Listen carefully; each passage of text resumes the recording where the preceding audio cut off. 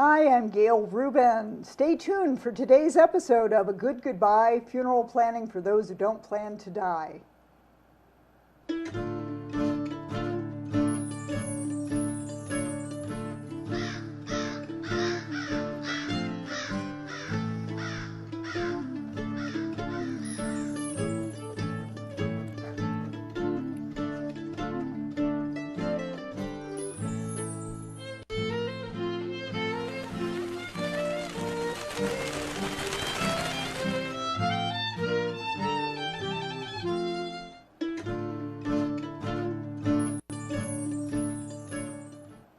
Hi, I'm Gail Rubin, host and author of A Good Goodbye, Funeral Planning for Those Who Don't Plan to Die.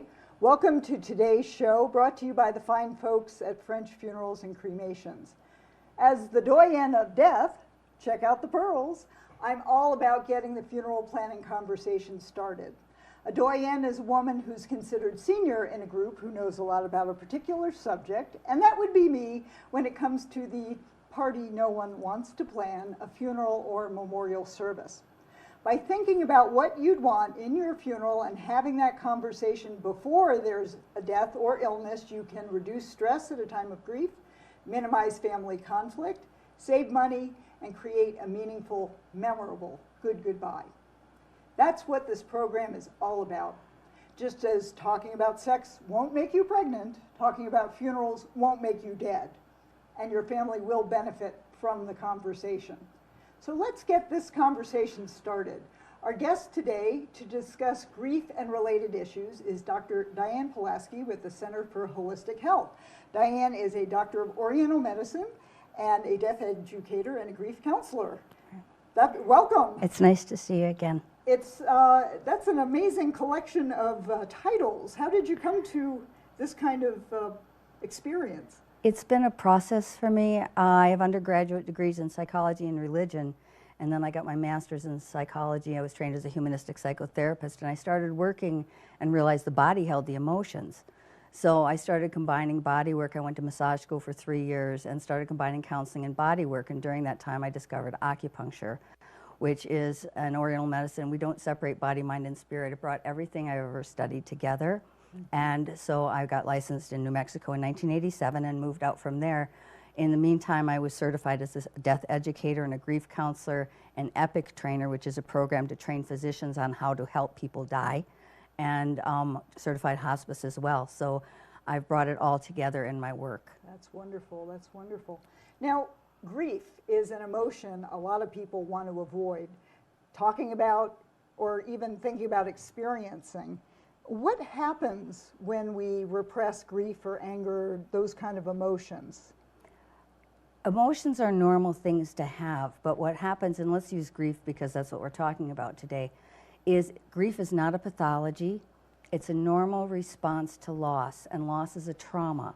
And it's highly individual, it's highly personal, there's no timetable on it. No one can tell you how long to grieve. And I believe that the amount of grief a person has is relative to the amount of joy that whatever it was they've lost brought them, the amount of love they've had. And it's actually an incredible opportunity during the grieving process to bring out your own feelings about your own life, as well as honor the person or whatever it is you've lost. So it works very well, but it needs to be processed, because there are normal reactions around grieving. Grieving is exhausting, it's tiring, it pulls everything out of you, out of a person. And so things like fatigue, headaches, insomnia, stomach aches, those kinds of things are really normal, but they should be short-lived. They need to be processed. It's when, over a period of time, they don't get processed that they can get ingrained in the body and become long-term issues. And a lot of cultures know about this. I had one teacher that I studied with who was from Guatemala, and he would tell me it's the only time in his community they would sanction drinking. And what would happen when someone died is they would all drink, and then there would be women walking around with baseball bats at the wake, hitting them on the back and in the knees to help them cry, to process the grief. That would make me cry. It's a little harsh, but I guess if it works. The problem is in our culture, as one of my teachers explained, is in our culture we are taught how to acquire things. We're not taught how to lose them. How to acquire and not how to lose them. We don't know how to lose Yeah. things. We Yeah. don't know. We don't have the process isn't there, so people don't always talk about it. Exactly, exactly. And it's very important to, do people have different kinds of reactions to different kinds of loss? Definitely. Loss is a continuum, and it's individual for everyone, between the loss of a job and a position, feelings, relationships, all the way to loss of a life of someone you love. And there's different, coming back to grief, there's different kinds of grieving that are really important for me as a doctor of Oriental medicine to differentiate and to look at. There's anticipatory grief. And anticipatory grief is, I likened it in the weather to the oncoming storm. You know it's coming, you don't know when it's going to hit, but you know it's coming. And the system gets pumped up and ready. If you're working with someone you love who's dying, you wait for the phone calls, you wait for the change in symptoms, you wait for, you wait and you wait and you wait. And it's very wearing on the system. It's hard on the adrenal system. It's like the fight or flight goes on, and you're waiting, and you're waiting, and you don't know when the shoe's going to drop, or when it finally is going to happen. Doesn't that generate, is it cortisol in your system? Cortisol, it's an increased sympathetic response, the fight or flight kicks in, and it's sustained over a period of time, so it really wears on the body. Yeah. And so when the person finally passes, the system deflates, it bottoms out. And you see all kinds of symptoms that go with that. Increased inflammatory response, blood sugar issues, the whole endocrine system can change, hormone systems can change, and immune systems can change. There's a whole field called psychoneuroimmunology that looks at how emotions can affect physiology and the immune function. And I saw it with my own grandmother. She helped my grandfather die, and after he died, within a month, she developed diabetes. Oh, wow. So there's a real strong correlation on how that works. And the opposite, a different one, the opposite is true in sudden traumatic death? Sudden grief. Yeah. Where it's like you're walking along and there's an earthquake and the earth opens up and boom, it just happens. It's a shock to the system.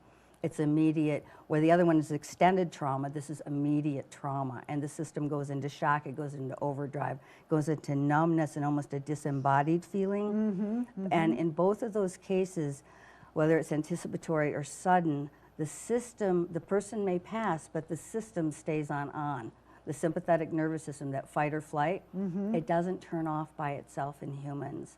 And so you can get all kinds of symptoms that get ingrained and start really coming up and disturbing a physical symptom and system. So does a funeral or memorial service help with the processing of either sudden or anticipatory grief? It's very important, I believe, to do some kind of memorial, some kind of ceremony. Besides maybe working with physical symptoms, which is talk therapy is really important, and these kinds of things are very important. If the house is on fire, if the symptoms are too strong, then maybe medication to put the fire out. Acupuncture, which is what I do, because we don't separate body, mind, and spirit. Someone coming in and being worked on, in discharging that sympathetic response is important in helping the system relax and in helping build the immune system back up. And the same thing happens whether you do ceremony and memorials, either collectively or individually. It helps to create a sacred time and space so the system can process, because it's not just it's not just an intellectual dying and grieving is not an intellectual process. Working through a process of grief, it pulls out everything. And so having some kind of collective memorial, like you saw in Connecticut, after how everybody came together, and I had bears galore and gifts and school supplies, and yeah.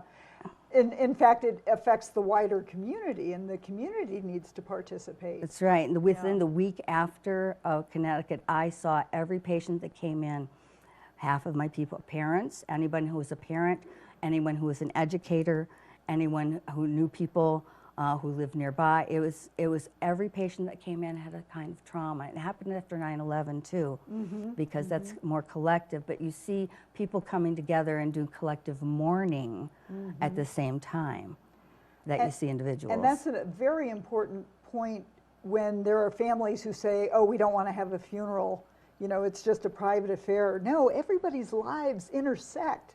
We have impacts on people beyond our knowing. Beyond our knowing. And when somebody dies, the whole community wants to come together the community needs it as well as the family. That's true, and I've seen it in my own tradition in Judaism, where after a person dies, there's a period of time called Shiva, where the family comes into their own home, and and people are allowed to come into the home and express their condolences, share their memories, say their prayers, bring the food and nurture the family. But it's a time where the space is created for the collective mourning to happen. It's not having a ceremony at all, or some kind of memorial, it leaves something open for people not to be able to come together. Another thing that's important is the anniversaries. And again, using my own my birth tradition, Judaism, is they don't put a tombstone up a year, and you know this, a year after the person dies, they come back and they unveil the tombstone. It's the first year of all the first times without the person. Exactly. And all the holidays and all the first times, and then everyone comes back together, and it creates a beautiful closure. I talk to my patients about this and my colleagues about some kind of ritual, some kind of ceremony. Yeah. Well, we're going to take a short break, and when we return, we'll speak further with Dr. Polasky on grief issues. How can you eat like that? Relax, dude. I'm freaking dead. It's one of the perks. I can eat whatever the hell I want. How do I get in on it? What, the whole death thing? Yeah. First off, look at what you're eating. No wonder you've lived this long. Feed this to the village cow, all right? Bring him a glass of your finest expired milk. Oh, before you go checking out, do you have a will? Any funeral arrangements, plans like that? Did you? No, and because of that, now my family's in turmoil. They're fighting, bickering over money. Now they're dead broke. Do some real planning, okay? Before you figure out your exit strategy. See? Everybody's doing it. I can't wait to get started. I've never seen anybody dying to die like you. Good luck, kid. Welcome back. We're speaking with Dr. Diane Polasky, an expert on grief and its impact on the body. So continuing the conversation, what do you think about children and funerals? I think it's a very individualized issue. I think that it's interesting because in our culture, death tends to be minimized between the video games and the TV shows, and there's a minimization of death, but at the same time, it's been put separate from life almost. And in the old days, when there were living on a farm where people experienced the cycles of nature, for instance, children understood life and death in terms of the cycles of nature, and it was always part of it.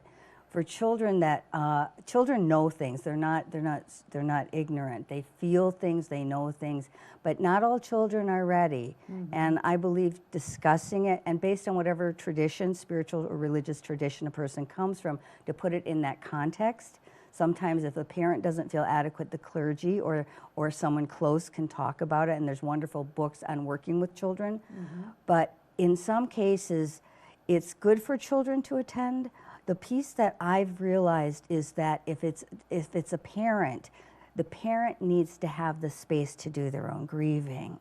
I had one patient who explained to me with her 4-year-old that she didn't take him to the rosary or the funeral because that was her time for her own spouse, her own father, grieving. her own grieving. She Yeah. needed to do it there, but took him to the cemetery.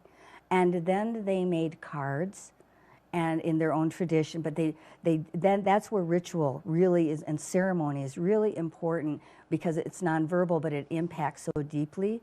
Even if something as the cards, and creating a little altar for grandpa or grandma, and having the child be able to tell stories, and having a piece of something, or even getting a helium balloon, writing notes to grandpa or grandma and letting it go to heaven. Yeah. I mean, those little small things can really help. If a child is experiencing trouble with grieving, for instance, there are therapists specifically that do play therapy, that watch children's behavior and see if they're embodying it.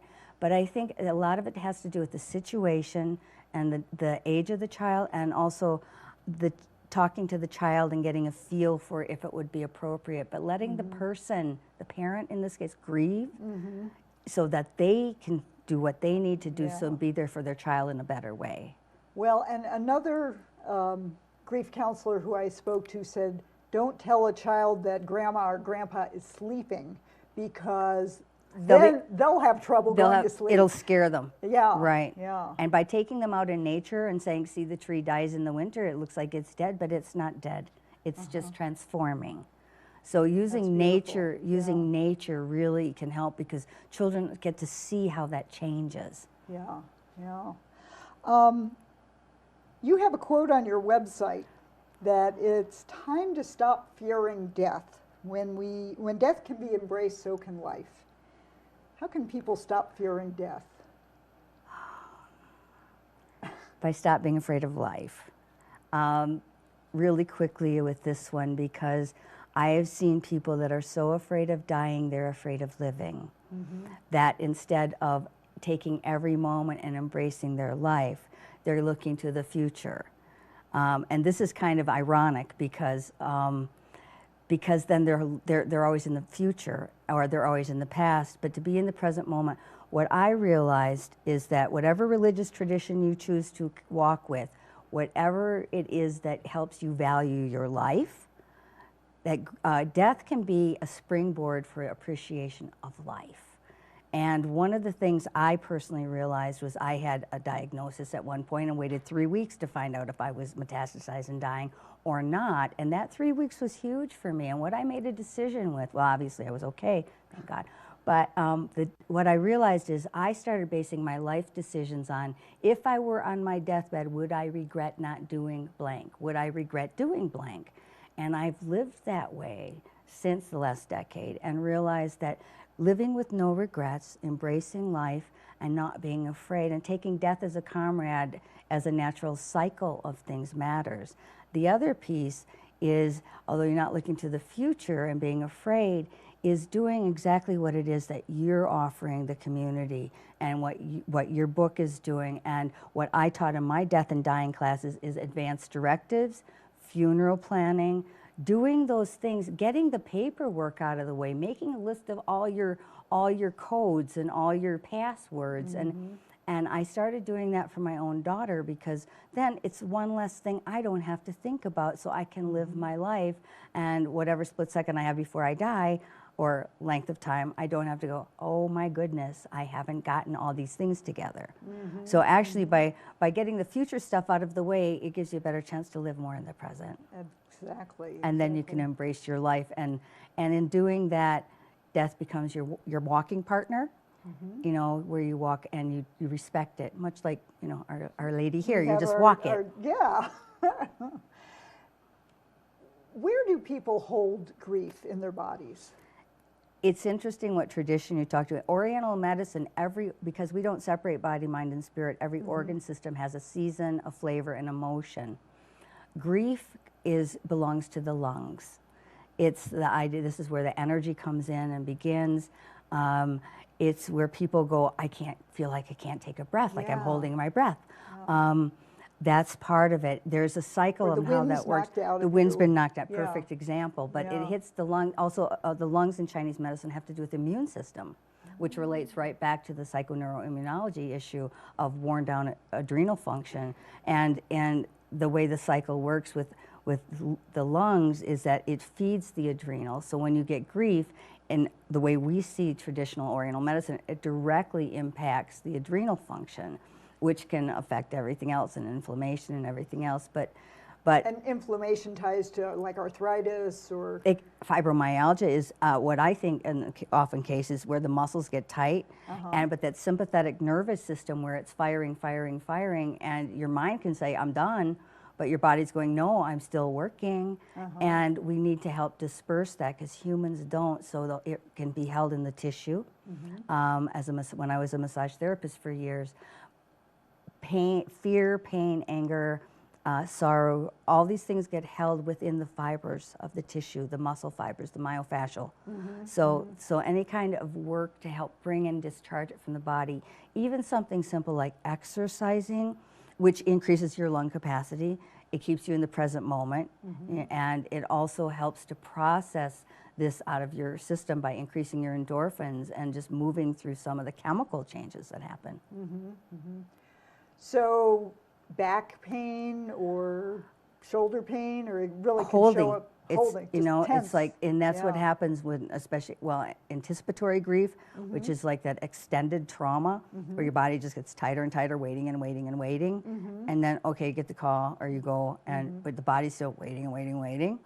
And it becomes habitual. I used to wake up every day for months, the same time my mother died, because I was in the last 9 weeks of her life in the home waiting, and my body remembered. Wow. So it's important to, I mean, like I said, I can't emphasize how the power of seeing a good grief counselor, and they're all over the country. There's people trained specifically. You Google grief counselors in your hometown, you see people specifically trained at modalities like EMDR, where they work with the eye movement, or different kinds of acupressure tapping, or things they can work with to help release it from the body. They're doing, grief counselors are doing a lot more somatic work too to help release from the body and the tissues. And you've actually been present at the death of a number of different people. It's part of what I do, yeah. Yeah. I was trained as a childbirth teacher, so I was with a lot of births, and now as I call it, a death walker or a death midwife, I'm also attending deaths. Same door, Coming in, going out. same womb to tomb. Same door, different directions. It's the energy. It's a very sacred time. And for instance, when I helped my sister, spent 10 days in hospice in a house with my sister, in the room with her, I realized the beauty and the sacredness of working through it as a natural cycle can actually, it gave me, it afforded me this incredible growth process time to expand into the next part of my own work. So, but if it gets stuck like anything else, any other emotion, it needs to be processed. I see people grieving over their grieving, suffering over their grieving, getting angry, having resentment, all these secondary emotions, and it spirals. And so whether it be through talking, body work, acupuncture, some way it needs to move. To get it to move. To get it to move. Do you have any other tips for helping people who might be stuck? Sometimes working with your clergy, but in my tradition, my Oriental medicine, my medicine, working with the body helps things move. Acupuncture, for instance, I work with a lot of therapists because it's great process work. It helps with the process. They can be working through the parts of it, the emotions, by talking with someone, and they come see me and we do the treatments and disperse and discharge some of that sympathetic fight or flight stuff and help bring a person more to center, because things have to move somehow. Sometimes for too many physical reactions in the body, vitamins can be helpful, yoga, movement, but I really believe that a combination of somatic release or body releasing is really a good adjunct to any kind of talk therapy as well. I guess so much of us think that it's in my head and I have to talk about it to get it out, but really it's But when you're combined with alone, our- it's in your body. Yeah, It's in the body. The body holds the emotions and releases them and too. releases them. Massage would be a good option as Massage well? can be a really good option, because what happens, especially any kind of trauma, and I found this with veterans too. You have, because they're post-traumatic. It's post-traumatic grieving, mourning, loss, death. Any kind of trauma creates a post-traumatic system. And massage, anything to help you re-embody, anything to help you get back in your body and re-embody and come back to a state of more balance, can be really effective. Well, that is wonderful. Thank you so much. Oh, you're Great welcome. insights. We've been talking today with our special guest, Dr. Diane Polasky with the Center for Holistic Health.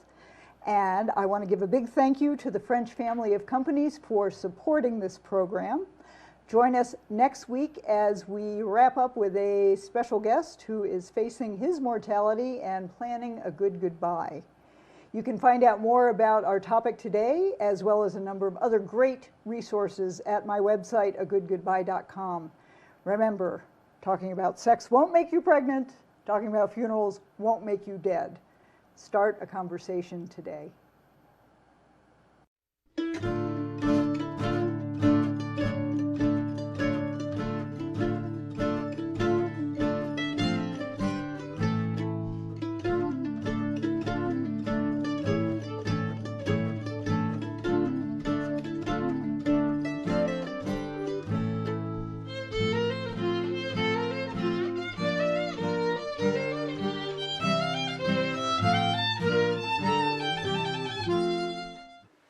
Proper estate planning enables you to pass your possessions and your assets to the people and organizations that you care about.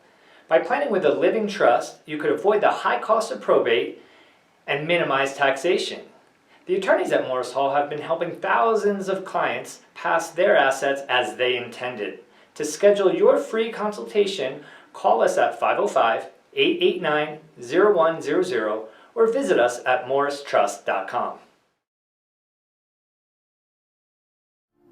A Good Goodbye, Funeral Planning for Those Who Don't Plan to Die is a light touch on a serious subject. The book has everything you need to know before you go. A Good Goodbye helps you reduce stress and family conflict, save money, and create a meaningful, memorable good goodbye. It's available in paperback and all ebook formats through online retailers and at agoodgoodbye.com. Start a conversation today. Why are we talking about this at the dinner table? Just put my ashes in a coffee can or something. Please pass the salt, dear. Can I help you, ma'am? Yeah. Which can would you recommend putting my mom's ashes in? I think I heard ashes. I'm sorry, my mom's cremated remains. That sounds the same. My mom didn't even like coffee. She drank tea. You can't avoid your funeral. Pre-plan and take the burden off someone else. Hi, I'm Gail Rubin, host and author of A Good Goodbye, Funeral Planning for Those Who Don't Plan to Die, and creator of The Newly Dead Game. The Newly Dead Game is like the classic TV show The Newlywed Game, but the questions test how well you know someone else's last wishes. It's a fun way to get the funeral planning conversation started. For more information about The Newly Dead Game, visit agoodgoodbye.com.